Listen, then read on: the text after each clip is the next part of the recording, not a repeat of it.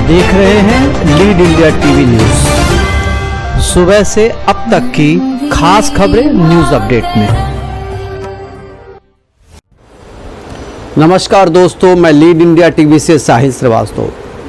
दोस्तों, आज हम आपको आज उस खबर की तरफ लेके चलते हैं जिस खबर को आपके लिए बहुत ज़रूरी है। आपके इर्द गिर्द भी ऐसे बहुत से अपराधी हैं जो करोड़ों का घोटाला करके अपने घरों में छुप के बैठे हैं। गरीब जनता का पैसा लूट के वो अपनी ऐशो आराम की ज़िंदगी जीते हैं। आपको पता है, पिछले एक मंथ पहले हमने एक बहुत बड़े अपराधी जय सिंह ठाकुर, वापी का रहने वाला जय सिंह ठाकुर, महिला कोऑपरेटिव बैंक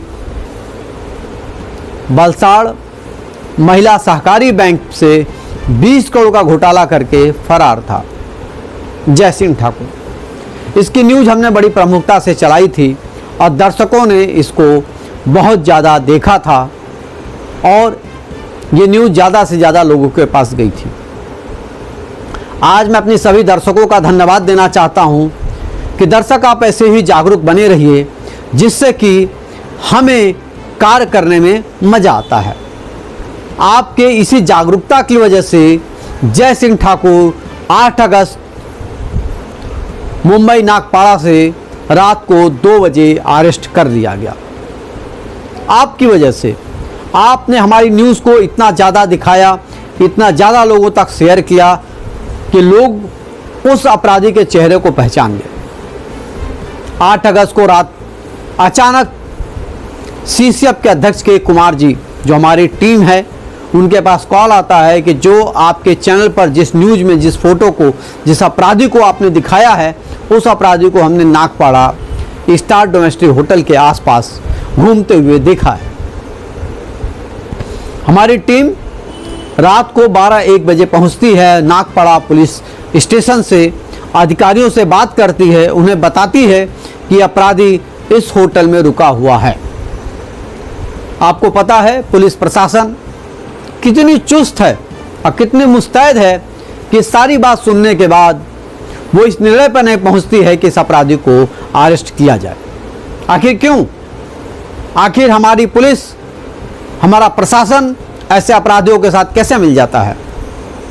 इन अपराधियों को जेल के सलाखों होने के पीछे वो खुलेआम घूमता है, उसके पीछे हमारी पुलिस प्रशासन की चुस्ती नहीं है। 3 घंटे की कोशिशों के बावजूद पुलिस की नींद नहीं जागती है। सीसीएफ के अध्यक्ष के कुमार ने पुलिस प्रशासन, पुलिस के अधिकारियों को स्पष्ट कह दिया कि यदि आप इस क्रिमिनल को अगर आपने अरेस्ट नहीं किया तो हम उसको अरेस्ट करके पुलिस को लेकर आएंगे। यह अल्टीमेटम था, लेकिन आपको पता है कि पुलिस ऐसे अल्टीमेटम को इग्नोर कर देती है। रात 1 बजे के कुमार के साथ उनकी टीम ने होटल पर पहुंचकर कंफर्म कर लिया कि अपराधी यहीं रुका है, तो 112 नंबर पे कॉल किया। 112 नंबर पे वही पुलिस आई जिससे 3 घंटे से रिक्वेस्ट किया जा रहा था। आने के बाद जय सिंह ठाकुर को पुलिस ने अरेस्ट किया। अरेस्ट करने के बाद उसे गुजरात के वलसाड़ पुलिस को सौंप दिया। दोस्तों, आखिर पुलिस की नियति में खोट नहीं है तो क्या है? पुलिस क्या चाहती है? पुलिस चाहती है कि अपराधियों को अब क्या नागरिक पकड़ के लाएंगे? उनके कर्तव्यों को कौन जगाएगा? जागरूकता कैसे आएगी? तो ये आपसे आएगी। आप हमारी जब न्यूज़ को देखते हैं, लोगों तक पहुंचाते हैं, तो हम उस अपराधियों तक हम पहुंचने की कोशिश करते हैं। हमारी कोशिश होती है कि उन अपराधियों को जेल की सलाखों के पीछे हम लेके जाएं। इसीलिए मैं आपको धन्यवाद देना चाहता हूं। हाँ दोस्तों, इसकी पूरी क्राइम स्टोरी, इसने कौन कौन से बैंकों से कितना घोटाला किया, वैसे तो 20 करोड़ का तकरीबन घोटाला इसने महिला वलसाड़ सहकारी बैंक से ही किया है, और भी कई बैंकों में इसके रिकॉर्ड हैं, जहां से इसने फर्जी डॉक्यूमेंट बनाकर बैंकों से लोन लेना था और लोन लेने के बाद अपनी अय्यासियों में उन पैसे को खर्च कर देना। संगठित अपराध, ये 11 लोग मिलकर फर्जी डॉक्यूमेंट बनाते थे और बैंकों से लोन लेते थे।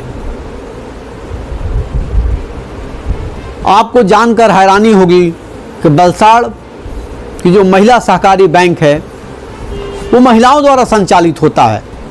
आखिर इन महिला सशक्तिकरण को अपने 27,000 ग्राहकों के लिए पुलिस के सामने हाथ जोड़ना पड़ा कि ऐसे अपराधियों को सलाखों के पीछे लाया जाए, लेकिन प्रशासन शांत थी, चुप थी और शायद इसके रसूख की वजह से पुलिस इसे कभी अरेस्ट नहीं करती थी।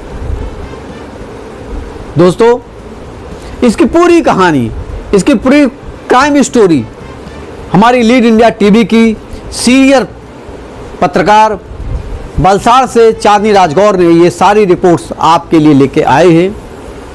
आप इसको देखिए और सुनिए और इस न्यूज़ को ज़्यादा से ज़्यादा लोगों तक पहुंचाइए, जिससे कि इस तरह के अपराधियों को जेल की सलाखों के पीछे भेजा जा सके।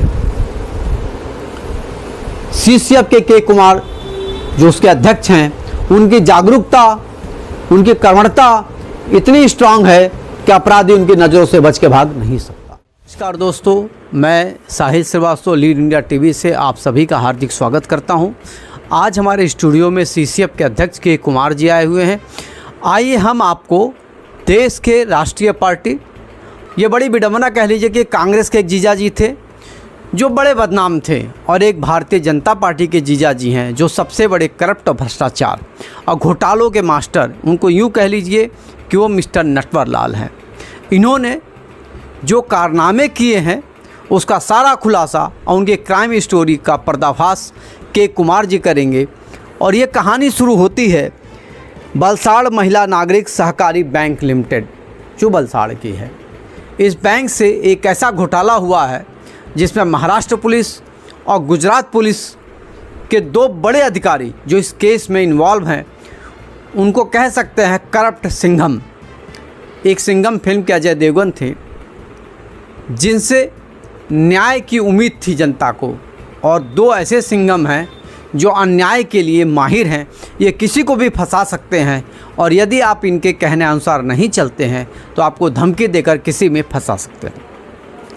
तो आज हम यही सब शब्दों को जानना चाहेंगे, इस भ्रष्टाचार के बारे में जानना चाहेंगे और ये जानना चाहेंगे कि महिला सशक्तिकरण, महिलाओं के लिए महिलाओं द्वारा संचालित गुजरात की बहुत ही प्रतिष्ठित बैंक के साथ जो घोटाला हुआ है, जो क्राइम है, इसको कह सकते हैं क्राइम स्टोरी।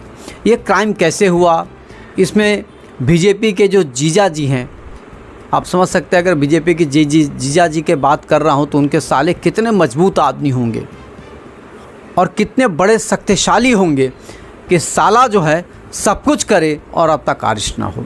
तो कुमार साहब, आप हमारे दर्शकों को, हमारी जनता को बताइए कि पहली बात दोस्तों, हम भारतीय जनता पार्टी का सम्मान करते हैं, राष्ट्रवादी पार्टी होने के नाते हम लोग भी राष्ट्रवाद से जुड़े हुए हैं। हम इस केस का खुलासा सिर्फ इसलिए करना चाहते हैं कि ऐसे व्यक्तियों को तुरंत जो है जेल के सलाखों में डाला जाए और जनता के साथ न्याय हो। अन्यथा जिस तरीके से कांग्रेस के जीजा पर उंगलियां उठती रहती हैं, उसी तरीके से बीजेपी के जीजा पर भी उंगलियां उठेंगी। तो इन उंगलियों का जवाब देने के लिए हमारे बीच में आए हुए हैं के कुमार जी। के कुमार जी, आप विस्तार से इस कहानी को बताइए। साहब, ऐसा है कि मेरे पास एक मेल आया 29 तारीख को, 29 अक्टूबर 2022 में। वो मेल किया गया था बाबू जय सिंह गणेश सिंह ठाकुर। इनका मैं फ़ोटो भी आपको दिखा देना चाहता हूँ। ये कहना चाहता हूँ कि जो मेरे को 29 अक्टूबर 2022 को, इनका नाम बता दीजिए। बाबू जय सिंह गणेश सिंह ठाकुर जी। ये हैं फरियादी जिनके साथ बेलापुर में 5 करोड़ का लूट हुआ। उन्होंने एक एफआईआर दर्ज कराई नवी मुंबई के बेलापुर पुलिस स्टेशन में, जिसका एफआईआर नंबर है 0172/2022। इस केस में उन्होंने एफआईआर में उन्होंने ये बताया कि वो वलसाड़ के एक बहुत बड़े व्यापारी हैं, इंफ्रास्ट्रक्चर का काम है उनका, उनके अंडर में 200 एम्प्लॉई काम करते हैं और हर साल दिवाली में वो बोनस के रूप में उनको कैश 3.5 करोड़ बांटते हैं, यानी पर हेड लगभग 1,75,000 रुपया वो हर एम्प्लॉई को कैश देते हैं। उन्होंने ऐसा लिखा था और उन्होंने लिखा था ये पैसे मैंने अपने उस बैंक से निकाले हैं जहां मुझे कैश क्रेडिट फैसिलिटी हुई थी। 23/9 को मैंने अपने बैंक से विड्रॉ किया वो पैसा वलसाड़ महिला बैंक से और 26 तारीख को मेरे से लूट हो गई। वो 18 दिन बाद उन्होंने जाके पुलिस में FIR दर्ज कराया। ये 18 दिन का डिले होने का भी बहुत बड़ा रीज़न है, चूँकि ये केस झूठी थी, उनको सारे एविडेंस जमा करने थे और जब उन्होंने अपने लोकल लेवल से देखा, इन्होंने बहुत प्रयास किया कि लोकल पुलिस को मिला करके ये पैसा रिकवर कराया जाए, वो पैसा रिकवर नहीं हुआ। तो बाद में वही जो मेल आया था उस पुलिस वालों को भी इन्होंने फंसा दिया उसमें, जो उनको मदद नहीं किया गैर कानूनी काम में। एक्चुअल में फैक्ट ये हुई कि इनका लूट हो रहा था, तो ये 18 दिन बाद इसलिए गए कि इनको सेटिंग करना पड़ा और ये अपने आप को इंट्रोड्यूस किए कि महाराष्ट्र के कुर्ला, मुंबई के कुर्ला में कोई एक MLC हैं, उनके ये जीजा जी हैं और उनसे जब उस समय वहाँ के कमिश्नर हैं मिस्टर बिपिन कुमार सिंह, उनके ऊपर दबाव बनाया गया। दबाव बनाने के बाद आनन फानन में बेलापुर पुलिस स्टेशन ने FIR दर्ज की, जबकि जनरल दूसरे कॉमन पीपल्स के लिए जब 420 का FIR होता है तो पहले पुलिस पुरावा मांगती है, पुरावा मांगने के बाद पुरावा वेरीफाई करती है, DCP से परमिशन आता है, परमिशन आने के बाद ही FIR दर्ज होता है। मैं आपसे फिर एक रिक्वेस्ट करना चाहता हूँ, ये वीडियो थोड़ा लंबा बनेगा लेकिन इसको देखना ज़रूर है, क्योंकि ये सब आप लोगों के कॉमन आदमी के लाइफ से जुड़ा हुआ है कि किस तरह से एक पुलिस किसी के लाइफ के साथ खिलवाड़ करती है। ये एक डेंजर सिम्टम है हमारे लोकतंत्र के लिए, इसीलिए देखना ज़रूरी है आपको। तो हुआ क्या कि उन्होंने दबाव में आके केस बना दिया, कुछ भी देखा नहीं गया, बिना सिर्फ उनके ओरल, जो उनका ओरल था उसी के आधार पे पुलिस ने केस बना लिया और उसको सच मानी। और आनंद फानन में पुलिस ने 5-6 एक्यूज़ को उठा भी लिया, उठाया। उसमें से एक एक्यूज़ड है जो गुजरात का है, मिस्टर विशाल विरोजा, जिसका 1.5 करोड़ रुपया उसमें उसका भी इन्वॉल्व है। ऐसा स्टोरी है कि 1.5 करोड़ वो लाया था, 3.5 करोड़ मैं लाया हूँ। बाद में इन्होंने जब मेरे को ये दिया, बाद में इनसे मेरी लंबा समय चलने लगा, मैं केस पे वॉच करने लगा, इनको लीगल कंसल्टेंसी देने लगा, तो उन्होंने मुझे चार्जशीट दिया। चार्जशीट का जब मैंने स्टडी किया तो चार्जशीट में मुझे ऐसा लगा कि ये बड़ा फर्जी चार्जशीट बनाया गया है, क्योंकि इन्होंने अपने दबाव में बेलापुर से ये केस को ट्रांसफ़र करवा दिया क्राइम ब्रांच यूनिट 1 में। अब क्राइम ब्रांच यूनिट 1 में इनके मनपसंद एक इनको पुलिस अधिकारी मिल गए, जिनको हम लोग सिंघम के रूप में नवी मुंबई जानती है इनको, कि ये बड़े सिंघम हैं, सो कॉल्ड सिंघम, मतलब सो कॉल्ड विलेन सिंघम। हाँ, सिंघम है। इनको नवी मुंबई पुलिस के लिए ये सिंघम है, कॉमन पीपल्स के लिए कुछ भी नहीं है, ये सिर्फ एक भ्रष्टाचारी के सिवाय कुछ भी नहीं है। इन्होंने जो भ्रष्टाचार किया, आपको मैं ये दिखाना चाहता हूँ। देखिए, ये 1500 पेज के इन्होंने चार्जशीट बनाए, इसमें एक बाल बराबर भी एविडेंस नहीं है। मैं आपके चैनल के माध्यम से आज फिर एक बात बोलता हूँ कि अगर इस केस को स्टेट जीत गई तो जो भी पब्लिक मेरा ये वीडियो देख रहा है, वो मैं जहाँ देखूँ मेरे को जूता का माला पहनाए। आप बहुत बड़ा चैलेंज दे रहा हूँ, मैं चैलेंज दे रहा हूँ, क्योंकि मैंने पढ़ा है, देखा है और बहुत क्लोजली देखा है कि इससे बड़ा भ्रष्टाचार का दूसरा नमूना नहीं हो सकता है कि एक तो फर्जी FIR बनाना, 18 दिन बाद बनाना, फर्जी चार्जशीट। इस चार्जशीट में उन्होंने ऐसे ऐसे कारनामा किए हैं कि मैंने सारे गवर्नमेंट डिपार्टमेंट को वो लेटर दिया है, जिसमें करीब करीब 40-50 पेजेस, 40-50 पॉइंट्स हमने दिए हैं। इन्होंने क्या किया, डेलिबरेटली उसमें से 1.5 करोड़ रुपया FIR में से गायब कर दिया। विशाल विरोजा का अमाउंट को इन्होंने नकली कागज बना दिया, और चूंकि उसी झोले में 5 करोड़ रखा था, तो चूंकि वो जीजा जी का पैसा था वो सच्चा है और बाकी लोगों का झूठा है। चूंकि जो एक्यूज़ लोग पकड़े गए, सब जितने भी एक्यूज़ पकड़े गए, उन्होंने कोई अपने पास से बरामदगी नहीं दी। ये हमारे सिंघम साहब ने उनको टॉर्चर करके, प्रेशर करके उनके लोगों को रिलेटिव, एक तो विशाल विरोजा को जेल में जाने के बाद उसके बाप से उन्होंने 35 लाख रुपया रिकवर किया, ये धमकी देके कि तुझे भी अंदर डाल दूंगा। अच्छा, इनका कारोबार यही है। हाँ, एक उसमें ठूमर करके है, उसके बहनों, उसके दामाद, होने वाले दामाद का इन्होंने पासपोर्ट ले लिया। मैंने इस स्टेटमेंट भी रिकॉर्ड कराया, उस पासपोर्ट को भी लेके आया, चूंकि NRI था वो, उसको भी फंसाने का डर देके उससे भी मोटा वसूली किया इन लोगों ने। और इसमें हवाला वालों से भी उन्होंने लिया, इसमें हवाला ऑपरेटर्स का भी नाम आ रहा है कि लूट के पैसे कुछ हवाला से ट्रांसफर हुए, ऐसा पुलिस बोलती है। उसको भी इन्होंने विटनेस में ले लिया, चूँकि वो भी मोटा पैसा दिया इनको, मतलब जो नहीं लेना चाहिए था, समझ, और जो नहीं करना चाहिए तो वो सारे FIR में इन्होंने किया।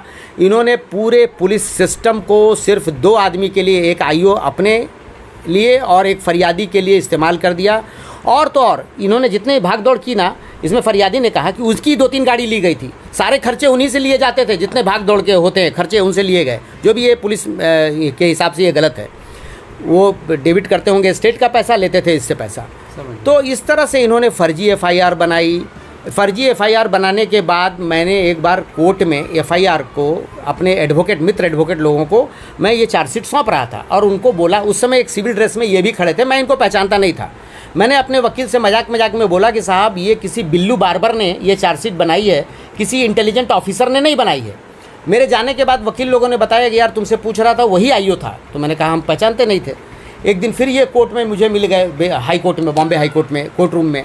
तो मुझे इन्होंने धमकी भी दी कि भाई तुम कैसे चैलेंज कर सकते हो मेरे केस को। हमने कहा साहब कर तो कोई भी सकता है, बट मैं अभी स्टेट के साथ हूँ, मैं फरियादी के साथ हूँ, मैं भी चाहता हूँ कि इसमें अपराधियों को जो भी आरोपी हो उनको सज़ा मिले। बिल्कुल सही बात। लेकिन आपने जो चार्जशीट बनाया उससे किसी को कुछ भी नहीं मिलने वाला है, ये हवा हवाई है।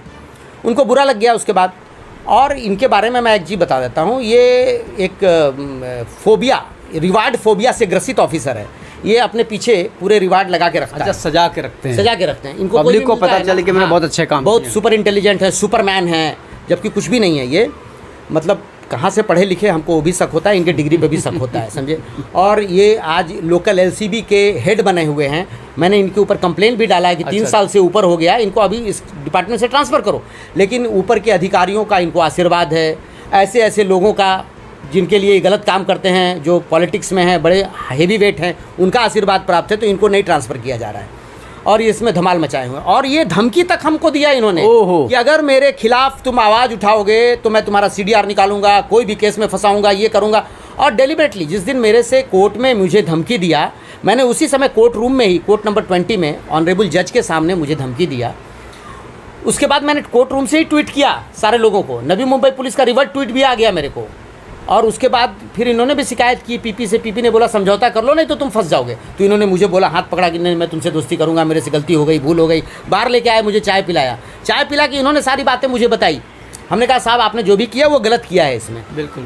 खैर वहाँ से मैं नवी मुंबई आया तो इनका व्हाट्सएप पे कॉल आया कि भाई, मैंने बोला कौन बोल रहे हैं, तो बोला मैं सुनील सिंधे बोल रहा हूँ, तुमने ट्वीट किया। हमने कहा हाँ ट्वीट किया। यही सुनील सिंधे? हाँ, तुमने ट्वीट किया तो वो ट्वीट मिटा दो।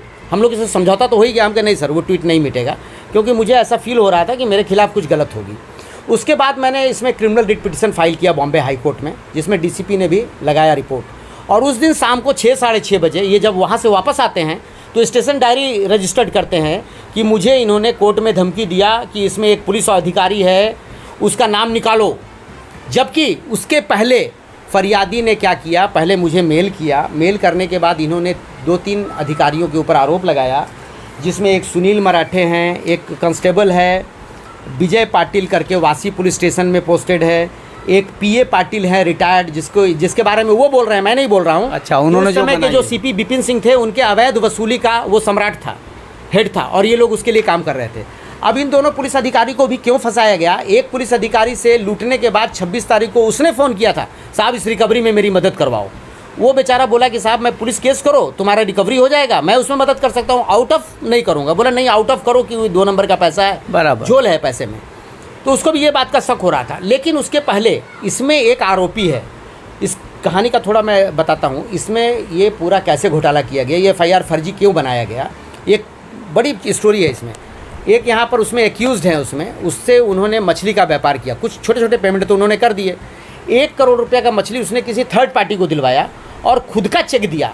और वो चेक जो हम लोगों को बाद में पता चला, जो एफआईआर में दर्ज है, चेक नंबर 23 एंड 24 50 लाख का जो रोबरी हुआ, उस रोबरी स्टोरी में एक्यूज ने 50 लाख के 2 चेक भी लेके भाग गए इनसे। एफआईआर में ऐसा दर्ज है। अच्छा, एफआईआर में? हाँ, ऐसा दर्ज है। लेकिन बाद में पता चला कि ये तो महाठग जो हैं, ये हमारे नटवर लाल जी, ये किसी और का चेक लाए, खुद का साइन किए और जोड़ दिया, उस पार्टी को दे दिया जिसका 1 करोड़ का मछली खा लिया। इनको डर नहीं है? हाँ, नहीं डर नहीं है। ये चूंकि जीजा जी हैं बीजेपी के ना, तो आप समझ ही सकते हैं कितना ताकत होता है। एक कांग्रेस के जीजा जी को कितनी ताकत थी और बीजेपी के जीजा जी को देखिए। जीजा जी का माहौल, ये दूसरे वाड्रा साहब है। तो अभी क्या है मेरा, तो ये इन्होंने दर्ज करवा दिया उसको, उसका पैसा लेके भाग गए। जब उसने चेक डाला 10 अक्टूबर को चेक बाउंस हुआ, और उसके बाद इन्होंने, फरियादी ने, जो आरोपी है उसमें, वो गया वासी पुलिस स्टेशन में कि मेरा उसी लोकेशन में मेरे साथ ऐसा ऐसा इन्होंने चीट किया है।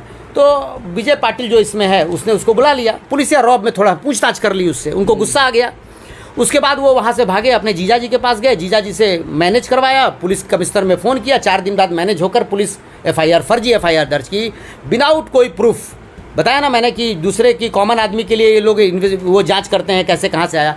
जो उसने बोला उसको सच मान के एफआईआर की, मेरे 200 एम्प्लॉई हैं, मैं 3.5 करोड़ बांटता हूँ, मुझे लोन हुआ, ये हुआ। और जान के आश्चर्य होगा कि उसमें कोई नहीं, 12 आदमी को इन्होंने 12 आदमी को एक्यूज बनाया, 6 आदमी को गिरफ्तार कर लिया। और गिरफ्तारी में किसी के पास से कोई पैसा नहीं मिला, डायरेक्ट एक्यूज से कोई पैसा नहीं मिला, सब थर्ड पार्टी रिकवरी है। इसमें जितने भी रिकवरी है थर्ड पार्टी है, धम दाटी दे के तुम कहीं से भी पैसा रिकवर कराओ तो मैं सिंघम कहलाऊंगा और मैं बताऊंगा। इन्होंने जाके हाई कोर्ट में भी बताया कि मैंने इतना रिकवरी किया, जज ने इनको अप्रिशिएट भी कर दिया, चूंकि जज ने तो पूरी स्टोरी पढ़ी ही नहीं थी, उन्होंने खाली देखा कि इन्होंने रिकवरी कर दिया तो बड़ा इंटेलिजेंट ऑफिसर है, ये लेके उस पर तांडव करने लगे। आरोपी से तो नहीं रिकवरी हुई। नहीं, ये जज को भी नहीं मालूम था, अब मालूम होगा फैक्ट सारा, अब झोल अब सब पता चलेगा। तो हुआ क्या, ऐसा ऐसा इन्होंने कर दिया। अब करने के बाद मुझे भी धमकी दे दी कि मैं फंसा दूंगा ताकि मैं डर जाऊंगा, लेकिन मैं लड़ता हूँ, लड़ता रहूंगा अन्याय के विरुद्ध, और ऐसे भ्रष्टाचारियों के लिए तो मैं भूखे पेट भी लड़ूंगा। बिल्कुल बिल्कुल सही, मैं इनको असली मुकाम पे पहुंचाऊंगा। ऐसे भ्रष्टाचारी नहीं रहना चाहिए जो पुलिस जो देश को खोखला कर दे। पूरे पुलिस डिपार्टमेंट को सिर्फ निजी फायदे के लिए पुलिस का वर्दी बदनाम करता हूँ, ये वर्दी को बदनाम करने वाले को मैं कभी नहीं छोड़ूंगा, चाहे वो कोई हो। ये बड़े सम्मान का वर्दी है, बहुत सौभाग्य से लोगों को मिलता है, और ऐसे चंद गंदे लोग पूरे डिपार्टमेंट को बदनाम करते हैं। अब इसके बाद सेकंड ये हुआ कि जब इस तरह का कंप्लेन किया मैंने, फिर इसमें देखा मैंने कि भाई इसमें जो भी चार्जशीट में जो स्टेटमेंट लगे हैं, ये स्टेटमेंट 12/12/2022 को लाया गया।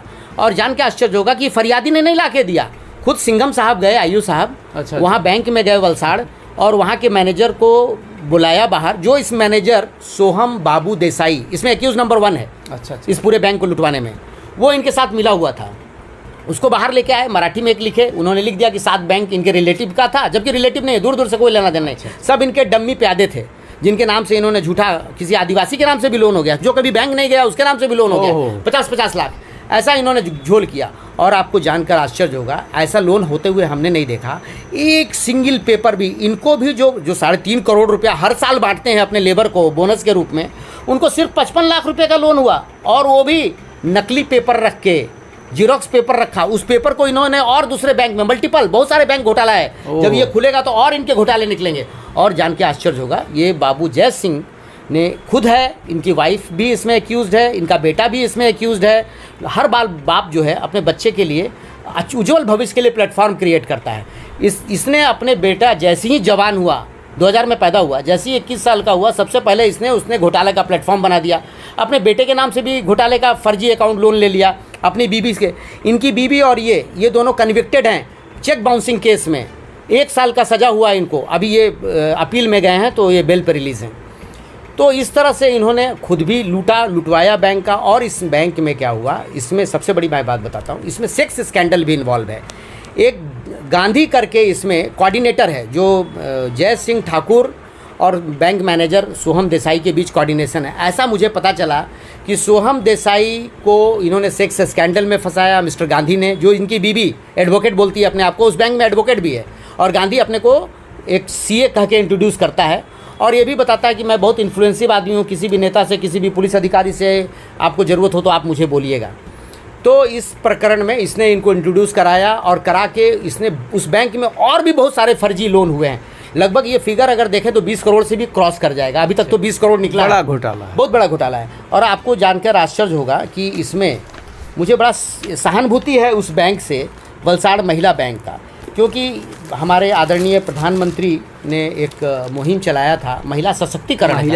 इस महिला सशक्तिकरण का सबसे ग्रेट एग्जाम्पल है ये द वलसाड़ महिला नागरिक सहकारी बैंक। ये औरतों द्वारा चलाया जा रहा है, बड़े ईमानदार औरतों के संगठन है ये। 40 साल से खून पसीने बहा बहा के इन लोगों ने इस बैंक को खड़ा किया है।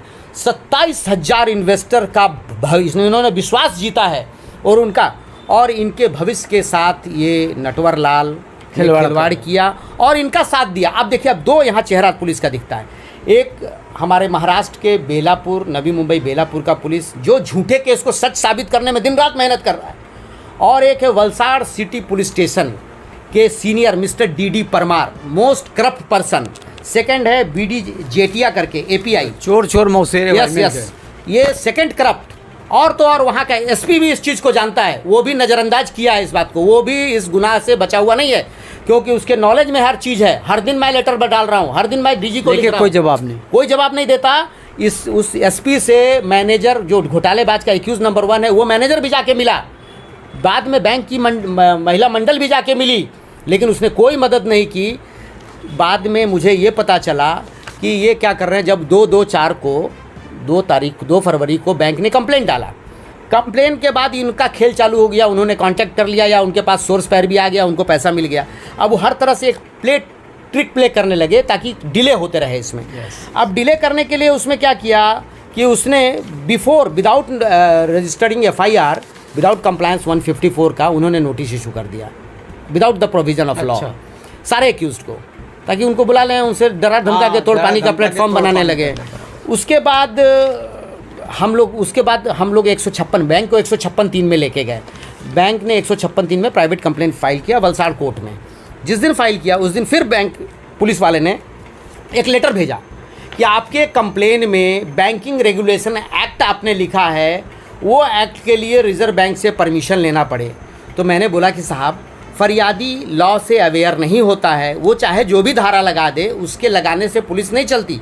पुलिस को अपने विवेक बुद्धि से घटना को देख करके जो धारा लगना है वो लगाना चाहिए। तो हर 1 महीने 2 महीने के बाद आपको नया चीज़ लग रहा है। आज 5 महीना हो गया, आज तक उसने FIR दर्ज नहीं किया। अच्छा, FIR दर्ज ही नहीं हो रही है। FIR दर्ज नहीं किया, इवन कोर्ट में भी डिले हो रहा है। कोर्ट में उसने से फाइल किया कि हम लोग अपने एक्सपर्ट के पास भेजे हैं, एक्सपर्ट के पास से अभी आना चाहिए, और उसने एक रिजर्व बैंक के साइटेशंस को, सर्कुलर्स को लगाया है कि जो राष्ट्रीयकृत बैंक हैं उनके 30 लाख से ऊपर का जो भी फ्रॉड होता है उसको CBI देखेगी, जबकि ये इस पर एप्लीकेबल नहीं है। ये स्टेट का नहीं है, सिर्फ एक सिंपल शेड्यूल बैंक भी नहीं है, साधारण कोऑपरेटिव बैंक है, सिंगल ब्रांच है। ये बड़ा मतलब हमें कहते हुए भी दुख होता है कि ये सिंगल ब्रांच है। महिलाओं का एक बहुत बड़ा एग्जाम्पल है, ग्रेट एग्जाम्पल है महिला सशक्तिकरण का।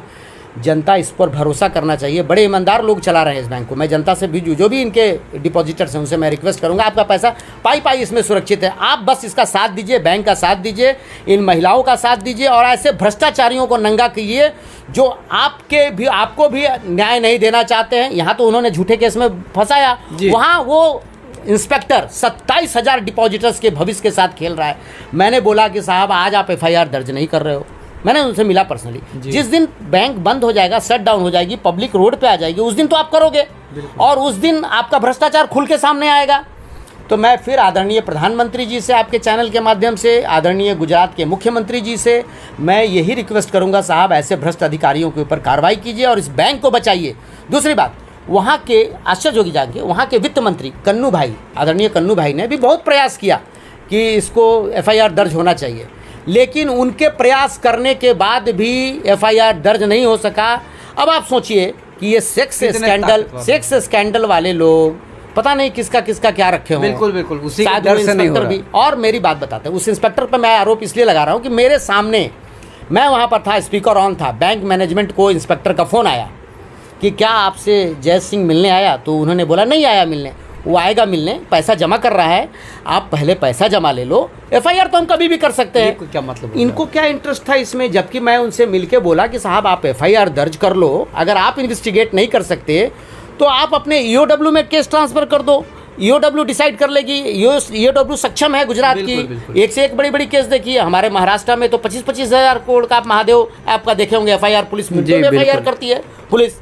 उसी संदर्भ में मिनटों में आपने कमाल देखा कि झूठा भी FIR दर्ज कर ली। ये हमारा कमाल है कि मिनटों में हम FIR कर देते हैं। और वहाँ का कमाल देखिए कि 27,000 के भविष्य के साथ भी नज़रअंदाज कर दिया उन्होंने आज तक FIR दर्ज करने में उनको दर्द हो रहा है, जैसे लगता है कि उनका भाई बंधु फंसा हुआ है इसमें, कि वो अगर जेल जाएगा तो उनको तकलीफ होगी। तो DD Parmar most corrupt inspector, उस पर सख्त से सख्त कार्रवाई होनी चाहिए, जेटिया पे कार्रवाई होनी चाहिए, वहाँ के SP पर भी कार्रवाई होनी चाहिए कि इतनी गंभीर मुद्दा को, एक बैंक जैसे इंस्टीट्यूशन का जब FIR दर्ज नहीं हो रहा है तो वलसाड़ पुलिस एक सामान्य आदमी को क्या न्याय देगी? आप समझ सकते हैं। बिल्कुल सही बात। एक सामान्य आदमी के समान आदमी कैसे न्याय, बिल्कुल क्वेश्चन मार्क है, कैसे वो न्याय मांगेगा? मेरा ये बोलना है कि भ्रष्टाचार, हमारे प्रधानमंत्री जी, मैं उनका बहुत आदर करता हूं और मैं उनका अनुसरण भी करता हूं। उन्होंने कहा था कि भ्रष्टाचार के खिलाफ उनका मुहिम है जीरो टॉलरेंस। अब इसमें कैसे टॉलरेंस हो रहा है? इसमें तो 100% टॉलरेंस हो रहा है। इसमें तो आंख बंद करके किया जा रहा है, जैसे भी बचाने का कोशिश हो, कैसे भी जीजा जी को बचाया जाए। और आप समझ लीजिए कि इस बैंक घोटाले में घोटाले का जितना भी लोएस्ट दर्जा होता है उससे भी नीचे चला गया। एक सिंगल पेपर ओरिजिनल नहीं है, महिला के जगह पुरुष साइन कर रहा है। जो आदिवासी लोग को के नाम से फर्जी लोन हुआ वो कभी बैंक भी नहीं गए, उनके जगह पर किसी और ने साइन कर दिया। सारे लोन में मोबाइल नंबर जय सिंह ठाकुर का है, जो बेनिफिशरी है उसका है, और उसके बेटे अंशु सिंह बेचारा माइनर है, मुझे दुख होता है, उस बच्चे को फंसा दिया इसने, और उस महिला को भी फंसा दिया, अपनी वाइफ को फंसा दिया। वैसा आदमी जो अपने पत्नी का नहीं हो सका, अपने बच्चे का नहीं हो सका, वो क्या समाज का होगा? समाज का कभी हो ही नहीं सकता, और किसी का नहीं हो सकता। वो ऐसा मोस्ट करप्ट आदमी जिसने कितने लोगों के भविष्य को के साथ खिलवाड़ किया। यहाँ 12, उसमें एक एक्यूज जो है ना मर गया हार्ट अटैक से। इसमें इवन एक वहाँ के एक्यूज हैं ठूमर करके, गुजरात के, वो बेचारे के होने वाले दामाद के ऊपर भी ये सिंघम, नवी मुंबई के सिंघम मिस्टर सुनील सिंधे पहुँच गए, उसका भी पासपोर्ट लेके आ गए, उससे भी तोड़ पानी किए, चूँकि वो एनआरआई था, डर के बेचारा, और उसका समधी होने वाला वो भी इस चक्कर में मर गया, टेंशन में मर गया। तो इन लोगों ने जो तांडव किया, दोनों स्टेट की पुलिस ने मिल कर के, अभी बैंक ने इसमें क्या किया, बाबू जय सिंह ने पुलिस को भी झूठ बोला। कोर्ट में जो एक्यूज लोग से ये हमारे सुनील सिंधे ने ज़बरदस्ती जबरन जो पैसा जमा करवाया था 1 करोड़ 41 लाख, उसको वापस लेने के लिए इन्होंने क्या किया, बैंक का फर्जी लेटर बनाया और कोर्ट में दिखाया, और कोर्ट से वो पैसा वापस ले लिया। मतलब पुलिस को भी चूना लगाया, कॉमन पीपल्स को भी चूना लगाया, कोर्ट को भी धोखा दिया। इस संदर्भ में वलसाड़ पुलिस ने बेलापुर पुलिस स्टेशन में, वलसाड़ बैंक ने वलसाड़ ये बेलापुर कोर्ट में प्रिजुरी का केस फाइल किया है। अभी मैं खुद अहमदाबाद में एक क्रिमिनल रिट पिटिशन फाइल किया हूँ, शायद 2-4 दिन में वो डेट आ जाएगा, जिसमें स्टेट ऑफ महाराष्ट्र का डीजीपी को, एसपी वलसाड़ को, सीनियर इंस्पेक्टर डीडी परमार को बनाया है हमने आरोपी कि इन लोगों ने अपने जो पावर है उसका मिसयूज़ किया। इन्होंने एफआईआर दर्ज नहीं की टाइमली, हजारों लोगों के भविष्य के साथ खिलवाड़ किया, ये इन्होंने अपने मिसयूज़ किया अपने पावर का। इनके ऐसे भ्रष्ट लोगों के ऊपर कार्रवाई होनी चाहिए और इस केस को सीबीआई में ट्रांसफ़र करना चाहिए, क्योंकि पुलिस का चाल चरित्र हमने देखा। सीबीआई में ट्रांसफ़र होगा तो न्याय मिल सकता है। अभी पुलिस जब ये कर रही है, अगर इसी पुलिस को इन्वेस्टिगेशन दिया जाए तो ये पुलिस में कभी केस बनेगा ही नहीं इनका। हाँ बिल्कुल, इनके कभी वो जीतेंगे ही नहीं ये केस को। तो मेरा आपके चैनल के माध्यम से, मेरे पास सारा पुरावा है, मैं आपको सारा एविडेंस दिखाऊंगा किस तरह से इसने उस ब्लैक पुलिस वाले को ब्लैकमेल किया। अब देखिए, इसने जो फर्जी वो पुलिस वाले को ब्लैकमेल किया, उसने ब्लैकमेल करने के बाद इसने हम लोगों को बुलाया कि मेरे जीजा जी के भाई हैं, जो पीए हैं मेरे जीजा जी के, उनके घर पे आ जाइए। हम लोग उनके घर पे गए। अब देखिए वहाँ पे उन्होंने बड़ा लौ लश्कर बैठाया हुआ था, क्योंकि अब जीजा जी एमएलए साहब के भाई हैं, उनको बुलाया। पुलिस वाले ने गोड़ पकड़ लिया, साहब मेरा नौकरी चला जाएगा साहब, मैंने अपनी बेटी का जो शादी करने का गहना था वो भी बेचकर इनको दे दिया। उसने उससे एक्सटॉर्शन लिया नाम निकालने के नाम पर। और उन्होंने क्या बोला, उनके भाई ने, एमएलसी साहब के भाई ने, कि तू हम राजपूतों के शान में गुस्ताखी किया, तुमने मेरे बहनोई को पुलिस स्टेशन में बुला करके गाली गलौज करवाया, इसी का पनिशमेंट है। मैं तुम्हें अपना पावर दिखाया कि तुम्हें मैंने इस झूठे केस में कैसे फिट किया। तेरे को मालूम है ना कि इसमें हज़ार के नोट थे पुराने। अगर इसमें केस करने में हमको 18 दिन लग गया, तुम लोगों के चक्कर में हम लोगों को पुरावा झूठा जमा करना पड़ा, तब जाके मैनेज करके पुलिस ने, ऐसा उन्होंने कहा। हमने स्टेटमेंट भी दिया है पुलिस में, मेरे पास वो स्टेटमेंट भी है, मैंने पुलिस में स्टेटमेंट भी दिया है कि वो मैनेज करने के लिए। तभी हमको ये शक हुआ कि साला ये गुजरात में, वलसाड़ में भी बैंक है, गुजरात में भी रिजर्व बैंक है, उनको नवी मुंबई आने की क्या ज़रूरत थी। एक्चुअल में क्या था, इन्होंने कोई ऐसा हमको पता चला उड़ती कि पुराने नोट थे, उन्होंने कोई एक्यूज थे उसमें, उनके इंट्रोडक्शन पे किसी और को दिया था, वो भाग गया था लेके, तो वो दे नहीं सका। तो उसके जगह पर इन्होंने क्या किया, एक्यूज को ठगा, विशाल को ठगा, कोर्ट को ठगा, और ठगने के बाद इन्होंने क्या किया, एक स्टोरी एफआईआर की, ताकि बैंक जब इनसे जहाँ से लोन लिए थे वो बैंक जब इनसे मांगेगी तो हम बताएंगे कि देखो भाई मेरा पैसा लूट गया है। ये टोटल स्टोरी बनाई गई इस घोटाले को कवरअप करने के लिए और एक्सटॉर्शन करने के लिए। नवी मुंबई से इन्होंने पुलिस को मिलाकर एक्सटॉर्शन किया, अपने पावर को मिला करके। और अभी इस घोटाले का रेगुलर इसमें गुजरात टाइम्स में रेगुलर इस पेपर में इस पुलिस इसमें आर्टिकल छप रहा है कि ये कितने बड़े बड़े घोटाला हुए। इसमें कन्नू भाई जो वहाँ के वित्त मंत्री हैं, उनकी भी दिखाई गई मजबूरी कि उनके चाहने पर भी एफआईआर पुलिस नहीं दर्ज की। और इसमें यह भी लिखा हुआ है कि वलसाड़ सिटी पुलिस स्टेशन का पुलिस का 5 महीने से इस केस दबाने में क्या इंटरेस्ट था। तो ये सारे चीज़ खुल के आ गया है सामने। अब पूरी दुनिया देखेगी इन दोनों स्टेट के 2 पुलिस स्टेशनों के भ्रष्ट अधिकारियों का कारनामा। और ये बीजेपी पर आरोप इसलिए लगाया जा रहा है कि बीजेपी के नॉलेज में ये आना चाहिए हायर अथॉरिटी के कि उनके नाम का इस्तेमाल करके, उनके बैनर का इस्तेमाल करके ये नटवर लाल किस तरह से बीजेपी का नाम बदनाम कर रहा है और उसका फ़ायदा ले रहा है। नवी मुंबई पुलिस में भी बीजेपी का प्रेशर बनाया और फर्जी एफआईआर दर्ज करवाया और वहाँ प्रेशर बना करके एफआईआर दर्ज नहीं होने दे रहा है। तो मेरा आपके चैनल के माध्यम से, जबकि दोनों जगह बीजेपी सरकार है। जी हाँ, दोनों जगह बीजेपी सरकार है और ये जीजाजी भी बीजेपी के ही एमएलए के हैं।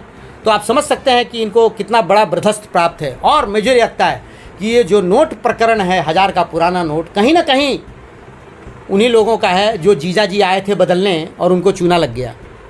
हाँ, यही हो सकता है। क्योंकि इतने हायर इंटरेस्ट पे दे करके, कैश विड्रॉल करके, कोई गुजरात से 3% पे यहाँ कैश बदलने आएगा। और रिजर्व बैंक में कोई अनपढ़ भी आदमी जानता है कि रिजर्व बैंक में हेवी वॉल्यूम का कैश ना इन होता है ना आउट होता है। बिल्कुल बिल्कुल, वो अकाउंट टू अकाउंट ही होता है। फटे पुराने नोट बदलने के लिए वो 1000-2000 रुपया का लाइन लगाना पड़ता है, उसमें भी फॉर्मेलिटीज़ बहुत है। ये सब दुनिया जानती है। और ये लूट का प्रकरण भी कहाँ दिखाया गया, आपको आश्चर्य होगा। नवी मुंबई पुलिस कमिश्नर के गेट के सामने।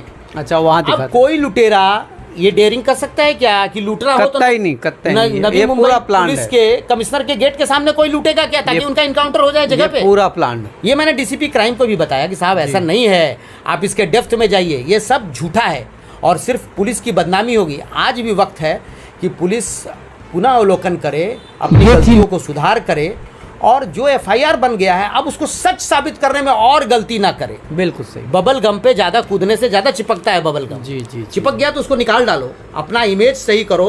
और मैंने आपको चैलेंज भी किया कि अगर स्टेट जीतेगी तो मैं जूता का माला पहनूंगा। मैं तो खुला चैलेंज करता हूँ कि ये जो सिंधे है, मिस्टर सिंधे, जो बोलते हैं reward phobia, senior pi crime, बड़ा नाम है इनका, CBI senior crime pi mister Billu barber, इनको मैं बोलूँ तो बुरा नहीं होगा। क्योंकि जो चार्जशीट बनाया है ना इतना बड़ा, आपने देखा 1500 पेज का, जी बता, पेन एंड पेपर बर्बाद किया, स्टेशनरी बर्बाद किया, एक भी सिंगल बाल बराबर भी एविडेंस नहीं है। तांत्रिक पुरावा है, तांत्रिक पुरावा। और जज का ऑब्जर्वेशन भी है इसके खिलाफ। देखिए कि इसने उसमें पंचनामा फाइल नहीं किया। बताइए, ये रिटर्न ऑफ प्रॉपर्टी में जज ने ऑब्जर्वेशन दिया। जज ने ये भी लिखा कि इसमें कोई 200 एम्प्लॉई का पुरावा नहीं दिया इन्होंने कि इनके 200 एम्प्लॉई हैं, कोई प्रूफ नहीं है। कोई इनकम टैक्स रिटर्न नहीं है कि इस कंपनी की इतनी बेनिफिट है, इतना प्रॉफिट है कि ये हर साल 3.5 करोड़ बांटते हैं। प्रॉफिट होगा तभी तो देंगे। चार्जशीट 1.5 करोड़ रुपया भी गायब कर दिया, जबकि वो आरोपी इसको मिला ही नहीं था, उसका स्टेटमेंट भी नहीं था। थर्ड आरोपी जो घटनास्थल पर भी नहीं था, उससे स्टेटमेंट ले लिया और कह दिया कि वो गायब हो गया। क्यों कि रिकवरी में गायब होगा तो उस आरोपी का भी पैसा दावा बनेगा ना। उसका दावा खत्म करने के लिए सब जीजा जी को मिल जाए पैसा। तो उसके लिए इन्होंने बहुत अच्छा से स्टोरी गढ़ी, बहुत अच्छी स्टोरी बनाई। लेकिन होता है ना कि हमारे यहाँ कहा जाता है ना कि सच में देर हो सकती, अंधेर नहीं हो सकती। सच खुल के सामने आता ही है। आज भी मैं नवी मुंबई के, महाराष्ट्र के मुख्यमंत्री, डीजीपी महोदय, नवी मुंबई के पुलिस कमिश्नर साहब से मैं निवेदन करूंगा, साहब आंखें खोलिए और देखिए कि क्या हो रहा है आपके सामने। आपको झांसे में रखकर ये पुलिस अधिकारी पुलिस का नाम बदनाम कर रहा है, स्टेट को हराने का काम कर रहा है, स्टेट मशीनरीज को अपने फ़ायदे के लिए इस्तेमाल किया है। कड़ी से कड़ी कार्रवाई होनी चाहिए, इस पर कोई भी रहम नहीं बरतना चाहिए, इस पर सख्त से सख्त कार्रवाई हो। और वही फिर मैं बोलूँगा, आदरणीय मुख्यमंत्री गुजरात, आदरणीय डीजीपी साहब गुजरात, माननीय प्रधानमंत्री जी, आपका गृह राज्य है वो, आप देखिए कि वहाँ की पुलिस आपके पार्टी का बैनर इस्तेमाल करने वाले अपराधी को अपना जीजा जी बना करके ट्रीट कर रही है। ऐसा नहीं होना चाहिए। और इस महिला बैंक, मैं फिर वापस रिक्वेस्ट करूँगा सारे जनता से, जो लोग का भी इस खाता इस बैंक में है, ये बैंक बहुत भरोसेमंद बैंक है। और ये जो एग्जाम्पल है, ग्रेट एग्जाम्पल महिलाओं का सशक्तिकरण का, ये कभी बुझना नहीं चाहिए, ये दिया जलते रहना चाहिए। हम लोगों का भी प्रयास होगा और इसमें किसी भी डिपॉजिटर का कोई पैसा असुरक्षित नहीं है, सबका सुरक्षित है। क्योंकि इसके मेंटेन जो कमिटी है इसकी, वो इतना डिवोटी हैं कि वो बोलते हैं कि मैं अपना किडनी भी बिकेगा तो मैं बेचूंगा, लेकिन किसी का पैसा डूबने नहीं दूंगा। तो इस पर भरोसा कीजिए और इसको बचाने में, इस बचाने के मुहिम में हमारा साथ दीजिए। ज़्यादा से ज़्यादा हो इस तथाकथित बीजेपी के नटवर लाल जीजा जी को पर्दाफाश करने के लिए। मैं फिर बोलूँगा कि उनका फ़ोटो आपके चैनल में जो दिखाया गया है वो उनको फिर दिखाइए, लोगों इसको पहचानिए। ये दरिंदा जहाँ भी मिले इसको उसी मुकाम में पहुँचाइए। इसका हवालात में ही जगह है, बाहर कहीं जगह नहीं है। और वो सारे पुलिस अधिकारी जिनका नाम लिया है मैंने, ये साबित हो जाए कि अगर इन्होंने भ्रष्टाचार किया है तो इन्हों कभी भी माफ़ मत करना आप।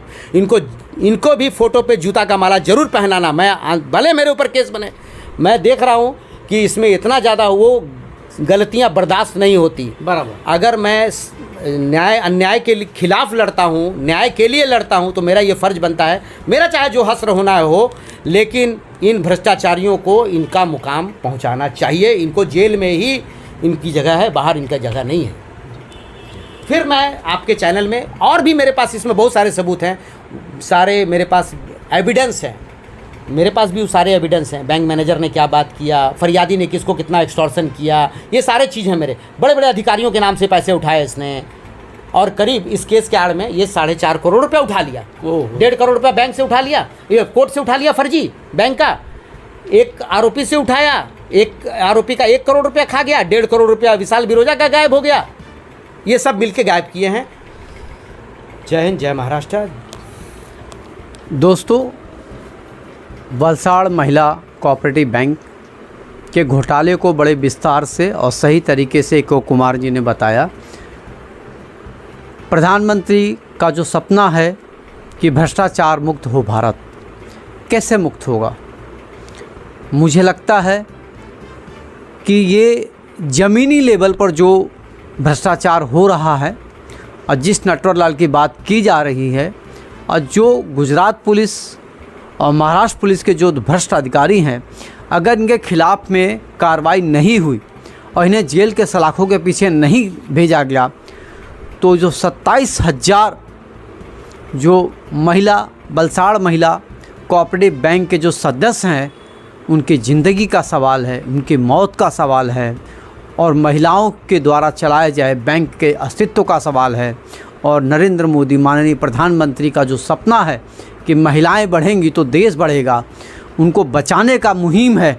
तो आप ज़्यादा से ज़्यादा इसको शेयर कीजिए और कोशिश करें कि हम इन सभी अपराधियों को जेल के सलाखों के पीछे ले जाएं, और सभी लोग अपनी जगह से आवाज़ उठाइए, एक मुहिम चलाइए जिससे ये भ्रष्ट अधिकारी पहले तो आंदोलन करिए। और ये जो नटवर लाल जो जीजा जी हैं, मैं फिर से बीजेपी इसलिए कहना चाहूँगा, वापी निवासी है, वापी, ये वापी का रहने वाला है, और मैं बीजेपी की बात इसलिए कर रहा हूँ कि वो शासन भारतीय जनता पार्टी का महाराष्ट्र में भी है, गुजरात में भी है, और ये उनके नाम पर उस बैनर के नीचे रह के किस तरीके से भ्रष्टाचार का इस्तेमाल कर रहा है, अधिकारियों को खरीद रखा है, और भ्रष्टाचार में लिप्त इस देश को खोखला करने का जो कार्य कर रहा है, ऐसे अपराधियों को सख्त से सख्त सज़ा मिले और इनकी जगह जेल में ही है।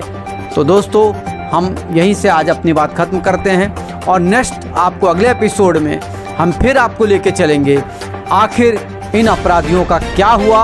अगर इन्हें सज़ा नहीं मिलती है तो हम इसी तरीके से इनके कारनामों को उजागर करते रहेंगे।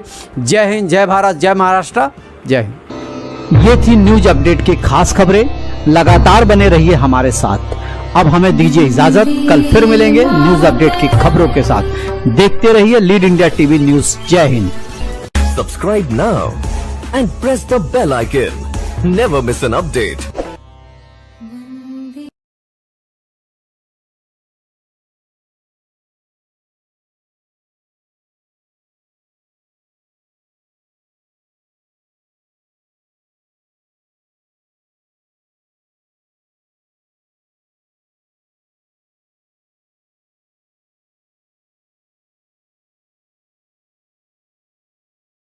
न्यूज अपडेट की खास खबरें। लगातार बने रहिए हमारे साथ। अब हमें दीजिए इजाजत, कल फिर मिलेंगे न्यूज अपडेट की खबरों के साथ। देखते रहिए लीड इंडिया टीवी न्यूज। जय Hind. Subscribe now and press the bell icon. Never miss an update.